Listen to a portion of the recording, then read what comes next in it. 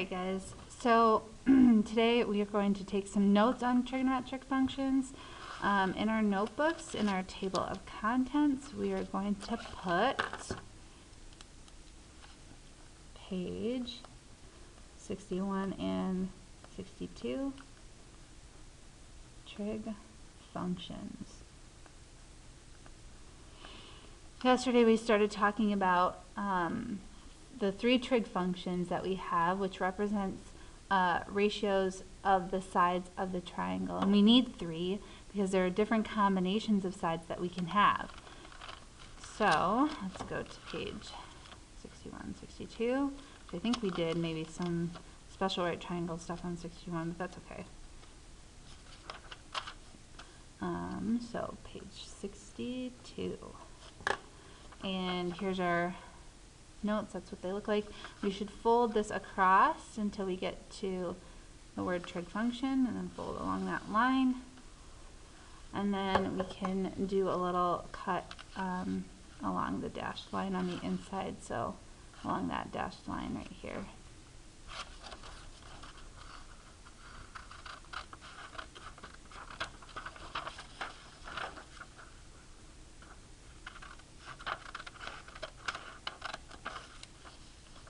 We have three different spots for our three different functions, and then we can tape this in on page 62. So the first one that we are going to talk about is our sine function. So sine, and that is how we pronounce it. However, we write it sine of an angle is equal to the opposite side over the hypotenuse side. So that's what our trig function looks like, which this helps if I know either an opposite side or hypotenuse side, or really both. Okay, so if we open this up, we have our right triangle right here. Here's our right angle. Let's call this triangle A, B, C. The thing is, trig functions all come down to looking at a specific angle. So if I'm looking at angle C, the side that is opposite of that is the one that is not touching it.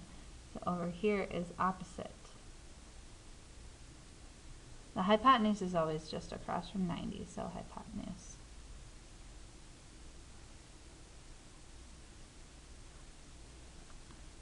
Okay. So we have an example on the previous page, or on the little flap, where I would write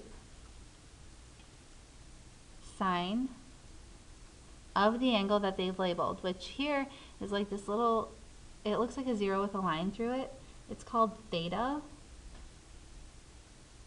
It's just a Greek symbol that we usually used to talk about angles. And so sine of theta would equal the opposite side, which is 13, over the hypotenuse, which is 21. Now the thing we're going to have to talk about in a second here is solving for these things, because we can actually solve to figure out what that angle is. First I want to go through and do kind of each one of these. So the next trig function that we have is cosine. We write it out cos of an angle equals the adjacent over hypotenuse. Okay, so on the inside, we got our 90-degree angle. Let's say we call this triangle A, B, C. We can pick any angle we want except for the 90 to look at. So let's say we're looking at angle A. I always circle it. This time, because we're doing cosine, we want to pick the adjacent side and the hypotenuse. Well, hypotenuse is always easy. This one is hypotenuse.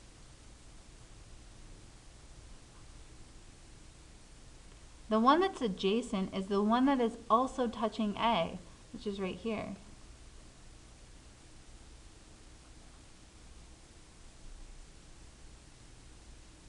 So if I look at this example, if I were to just write the trigonometric function, I would have to use cosine, because if I'm looking at theta, I have the adjacent side and the hypotenuse side. So I have to use cosine.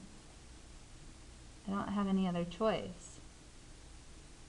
So adjacent over hypotenuse. I mean, I guess I could do the Pythagorean theorem to find out the other one and then do it, but I'm lazy. All right, last one is our tangent, which we abbreviate with TAN. Of the angle is equal to opposite over adjacent.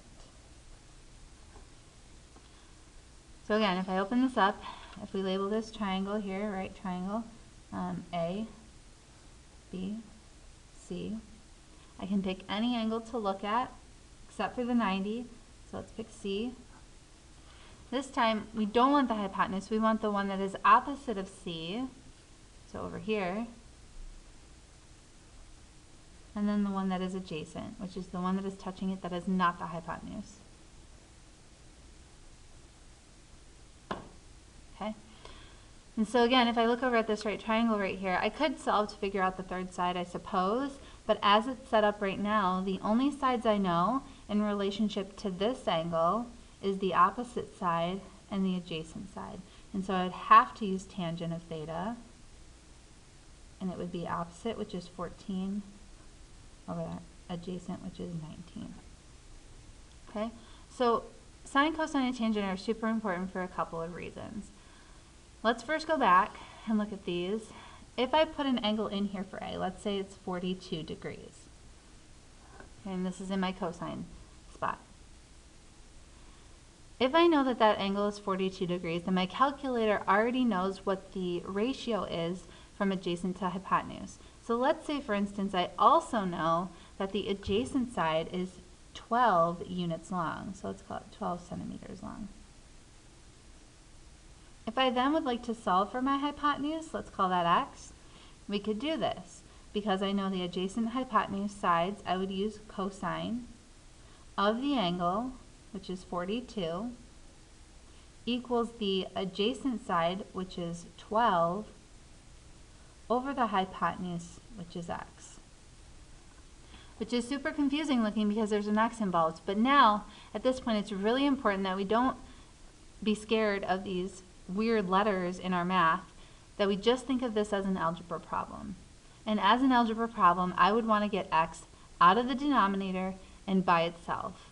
So to first get it out of the denominator, you have to times both sides by x. Because that will cancel it here, and I'll be left with 12 equals x times whatever heck the cosine of 42 is, which I don't know yet because I haven't grabbed my calculator. Lastly, I want to get x by itself. So x is being multiplied by whatever this number is. My calculator knows, but I don't know yet. So I'm just going to divide it away because they're being multiplied. And so now I know what x equals, kind of. I mean, now I do need to go to my calculator and type this stuff out.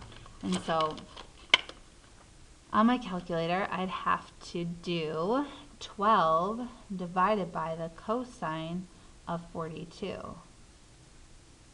So that would mean that x, my hypotenuse, is 16.15, I suppose, units long, or centimeters long, I think we were doing, yeah, so centimeters. Which makes sense because it is longer than my adjacent side and it is my hypotenuse, so it should be longer. So we're going to do that again a couple times. So the top one, let's say we know this angle down here is 22 degrees. Okay.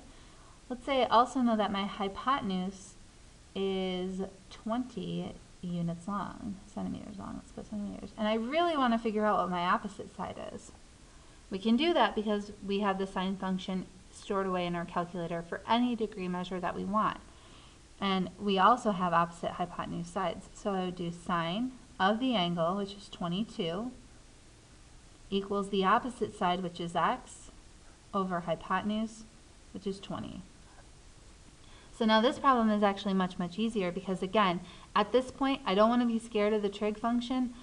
I just want to think of this as an algebra problem. This is some number is equal to x over 20. And so I want to get x alone, I'm going to times by 20. So x equals 20 times the sine of 22.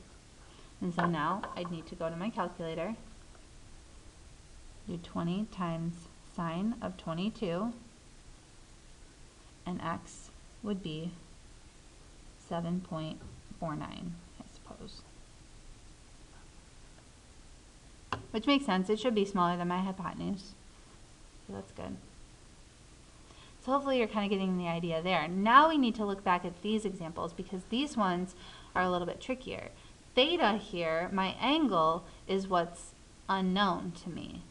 And so we need to undo the sine function. And the sine function is just like a square root function. It takes a number, it crunches it up, and spits out a different number.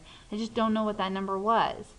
So whenever we're trying to undo something, we do an inverse operation. Each function has its own inverse operation. So sine's inverse isn't that exciting. It's just sine inverse, which looks like a little -1. And so I'm going to do that to the sine of theta. And if I do it to one side, I have to do it to the other side. Because sine inverse of sine will cancel out and I'll just be left with theta, which is the angle, which is what I want to figure out. And then the sine inverse thing, I can't do that. I can't even do the sine of something. But I can go to my calculator, and if you look right above the sine button, there's a little sine -1. So to get that to show up, you have to hit the second sine button so that you get that little -1. And for you iPhone users out there, I'm pretty sure there's a way to do that as well. I just don't know off the top of my head. So I do sine -1 of 13 over 21, hit enter, and I should get 38. And now this is talking about an angle. So that's 38 degrees, and I'm just going to go to the nearest whole number. So we'll try one more. We'll go down to tangent. We set up the tangent of theta is equal to 14 over 19 because that was the opposite adjacent side. Just like with sine, there's a tangent inverse function. So we would do the tangent inverse of both sides.